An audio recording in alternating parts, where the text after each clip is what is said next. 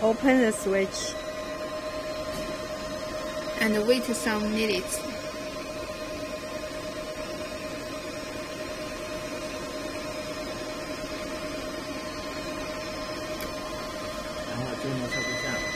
And enter the setting mode.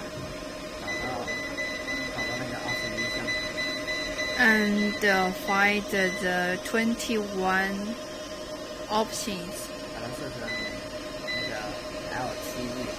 And set it to the LTE. And back to the start mode.